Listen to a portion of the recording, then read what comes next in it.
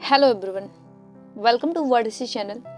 तो गाइस, आज के इस वीडियो में हम बात करने वाले हैं भगवान श्री कृष्ण की द्वारिका नगरी के बारे में। दोस्तों, हिंदू धर्म से जुड़े धार्मिक स्थलों में द्वारिका नगरी का विशेष महत्व है। लेकिन क्या आपको पता है श्री कृष्ण की द्वारिका नगरी समुद्र में कैसे डूबी और इसकी खोज कब हुई? कृष्ण की द्वारिका नगरी एक ऐसा प्राचीन शहर जिसे कभी भगवान श्री कृष्ण ने बसाया था। ये शहर भारत के सबसे प्राचीन शहरों में से एक माना जाता है। इतिहासकारों के अनुसार द्वारिका नगरी 9000 वर्ष पुराना प्राचीन शहर है, जिसके अवशेष समुद्र की गहराई में आज भी मौजूद हैं। आखिर उस समय अचानक ऐसा क्या हुआ कि यह पूरी नगरी जलमग्न हो गई? दोस्तों, वैज्ञानिकों की खोज और समुद्र की गहराइयों में मिले इसके अवशेषों से द्वारिका नगरी के बसने से लेकर इसके डूबने तक के जो भी रहस्य और कारण है, उसकी पूरी जानकारी मैं आपको इस वीडियो में दूंगी। तो इस पौराणिक कहानी की सच्चाई जानने के लिए ये वीडियो अंत तक देखिए, क्योंकि मैं आपको कुछ ऐसे सबूत दूंगी जिससे ये साबित हो जाएगा कि ये प्राचीन गाथा केवल कल्पना नहीं बल्कि हकीकत है। भारत विश्व की प्राचीन सभ्यताओं की भूमि है। इसी भूमि पर कभी बसता था एक ऐतिहासिक शहर द्वारिका। गोमती नदी और अरब सागर के संगम पर बसे द्वारिका नगरी की स्थापना भगवान श्री कृष्ण ने मथुरा से निकलने के बाद की थी, जो एक विशाल और सुसंगत नगर था। यह भारत का सबसे विकसित राज्य हुआ करता था, जो हूबहू आज के आधुनिक शहर जैसा था। कहते हैं श्री कृष्ण ने अपने मामा और मथुरा के क्रूर राजा कंस का वध किया तो कंस के ससुर जरासंध बार बार मथुरा पर आक्रमण करते रहे, जिसके कारण कृष्ण अपनी प्रजा की सुरक्षा के लिए अपनी सारी प्रजा को लेकर समुद्र के किनारे आ गए और द्वारिका बसाई। कहते हैं द्वारिका बसाने के लिए श्री कृष्ण ने समुद्र देव से जमीन ली थी और देवताओं के निर्माणकर्ता विश्वकर्मा से रातों रात द्वारिका का निर्माण करवाया। विशाल दीवारों से घिरी ये खूबसूरत नगरी वास्तुकला की बेहतरीन मिसाल थी, लेकिन श्री कृष्ण की मृत्यु के बाद यह खूबसूरत नगरी समुद्र में डूब गई, जो आज भी समुद्र की गहराइयों में मौजूद है। रिसर्च के मुताबिक खुदाई में मिली द्वारिका की कहानी 9000 साल पुरानी है। पौराणिक कथाओं के अनुसार द्वारिका के समुद्र में विलीन होने के पीछे मुख्य रूप से तो दो घटनाएं जिम्मेदार थीं। एक, महाभारत के उपरांत माता गांधारी द्वारा अपने पुत्रों की मृत्यु के वियोग में श्री कृष्ण को दिया गया श्राप, और दूसरा जो था वो ऋषियों द्वारा कृष्ण पुत्र सांब को दिया गया श्राप। जब कृष्ण पुत्र सांब ने ऋषियों का उपहास किया, उसके पश्चात क्रोध में आकर ऋषियों ने सांब को श्राप दे दिया। पुराणों के अनुसार भगवान श्री कृष्ण की द्वारिका नगरी महाभारत युद्ध के उपरांत गांधारी के श्राप के तकरीबन 36 साल बाद समुद्र में समा गई थी। द्वारिका के समुद्री अवशेषों पर सबसे पहली नजर भारतीय वायुसेना के पायलटों की पड़ी थी, जो समुद्र के ऊपर से उड़ान भर रहे थे। उसके बाद ही 1970 के जामनगर के गजेटियन में इनका उल्लेख किया गया। इसके पहले लोगों का कहना था कि द्वारिका नगरी एक काल्पनिक नगर है और काल्पनिक कहानियों का कोई इतिहास नहीं होता। लेकिन जब द्वारिका का सबसे पहला ऐतिहासिक उल्लेख गुजरात के भावनगर में मिले कुछ 6वीं शताब्दी के पालिताना कॉपर प्लेट पर मिले, तब लोगों को इस पर भरोसा होने लगा। इसके पश्चात सन 1979 में आर्कियोलॉजिस्ट डॉक्टर SR राव और उनकी टीम तथ्य के प्रमाण ढूंढने लगे। खोज की शुरुआत हुई द्वारिका में मिले 9वीं सदी के एक विश्व मंदिर के अवशेषों से। खोज बढ़ते बढ़ते अरब सागर के अंदर तक पहुंच गई। इसी खोज में हजारों फीट नीचे समुद्र में वैज्ञानिकों को द्वारिका के महत्वपूर्ण अवशेष मिले, जिसमें 560 मीटर लंबी द्वारिका की दीवार मिली, जिसकी बनावट महाभारत के द्वारिका विवरण से मिलती है। द्वारिका के हिसाब से दीवारों में 50 बुर्ज, आर्कियोलॉजिस्ट को करीब 30 बुर्ज मिले थे और साथ में उन्हें वहां पर उस समय के बर्तन भी मिले, जो लगभग 1528 से 3000 ईसा पूर्व के हैं, जो इस बात को प्रमाणित करते हैं कि द्वारिका नगरी आज भी समुद्र में मौजूद है कई द्वारों का शहर होने के नाते इस नगरी का नाम द्वारिका पड़ा। इस शहर के चारों ओर बहुत ही लंबी लंबी दीवारें थी, जिसमें कई दरवाजे थे। वे दीवारें आज भी समुद्र के तल में स्थित हैं। द्वारिका को भारत के सबसे प्राचीन नगरों में से एक माना जाता है।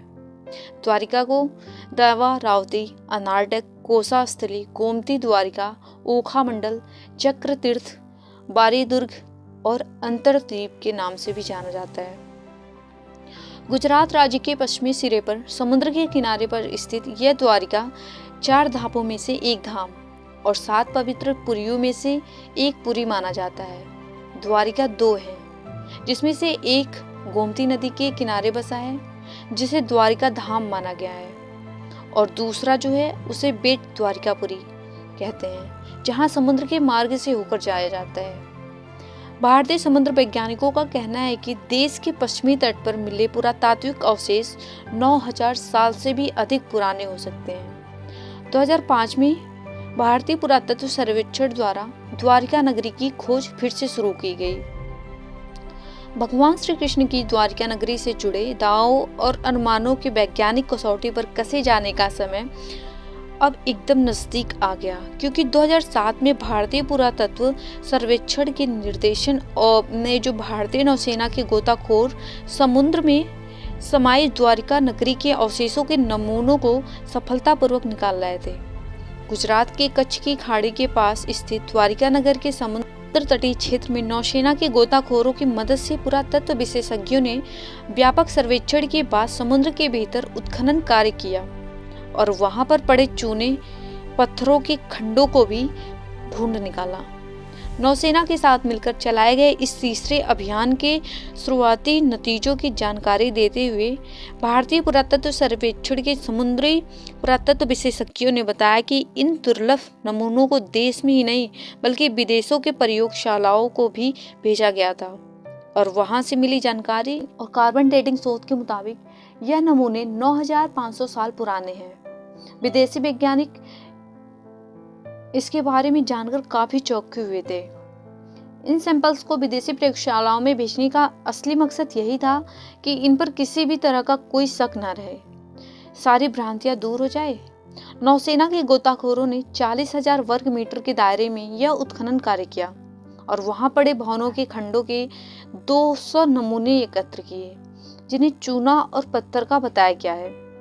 पुरातत्व विशेषज्ञों ने बताया कि ये खंड किसी नगर या मंदिर के अवशेष लगते हैं। विशेषज्ञों ने समुद्र के भीतर ही नहीं बल्कि जमीन पर भी खुदाई की और 10 मीटर गहराई तक के इस उत्खनन में सिक्के और कई कलाकृतियां भी प्राप्त हुईं। उन्होंने माना जमीन पर मिले अवशेषों की समुद्र के भीतर पाए गए खंडों में समानता मिलती है, पर इन खंडों की बनावट से ये भी पता चलता है कि इन खंडों का सिंधु घाटी सभ्यता से कोई मेल नहीं मिलता।